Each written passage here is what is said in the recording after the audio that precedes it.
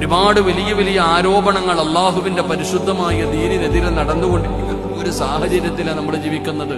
പക്ഷെ മനസ്സിലാക്കുന്നില്ല. നമ്മൾ ചിന്തിച്ചു നോക്കിക്കേ, കാശ്മീർ എന്ന് പറയുന്ന നാട്ടിലാണ് എന്റെ പ്രിയപ്പെട്ടവരെ 10-27 പേരെ വെടിവെച്ചു കൊന്നത്. അള്ളാഹു അവരുടെ കുടുംബത്തിന് സമാധാനം നൽകുമാറാകട്ടെ.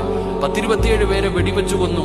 എടോ, ആ വെടിവെച്ചു കൊന്നവൻ, ഈ തീവ്രവാദികൾ എന്ന് പറയുന്നവർക്ക് മതമൊന്നുമില്ല. അവൻ ഒരു മതവുമില്ല. അവൻ എന്ത് പേരിട്ടാലും അവർക്ക് മതമില്ലല്ലോ.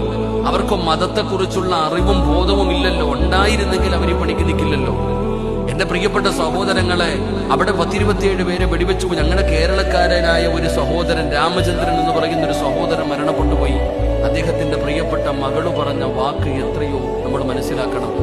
ആ പ്രിയപ്പെട്ട സഹോദരി പറയുന്നു, എന്തോ 2 ചെറുപ്പക്കാര്, സമീറും അതുപോലെ മുസാഫിർ എന്ന് പറയുന്ന 2 കൂട്ടുകാർ. ആ സഹോദരി പറയുന്നു, എനിക്ക് കാശ്മീരിൽ പോയപ്പോൾ 2 കൂടപ്പുറപ്പുകളെ കിട്ടിയെന്നാ പറഞ്ഞ സഹോദരി. എന്നെ രക്ഷപ്പെടുത്തിയത് അവരാണ്.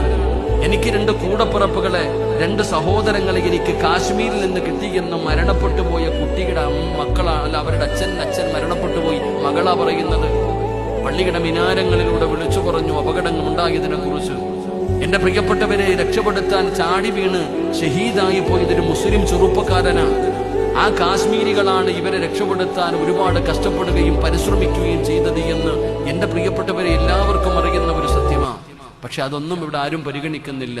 എന്റെ പ്രിയപ്പെട്ടവരെ, കുറച്ചാൾക്കാർ, എല്ലാവരുമില്ല, കുറച്ചാൾക്കാർക്ക് ഈ സമുദായത്തോട്, ഈ മതത്തിനോട് വല്ലാത്ത വെറുപ്പും വിദ്വേഷവും. എന്റെ പ്രിയപ്പെട്ടവരെ, അതിനുള്ള പ്രവർത്തനങ്ങൾ നടന്നുകൊണ്ടിരിക്കുന്നു. അള്ളാഹു ഈ ഉമ്മത്തിന് ഇസ്സത്ത് നൽകി അനുഗ്രഹിക്കുമാറാകട്ടെ.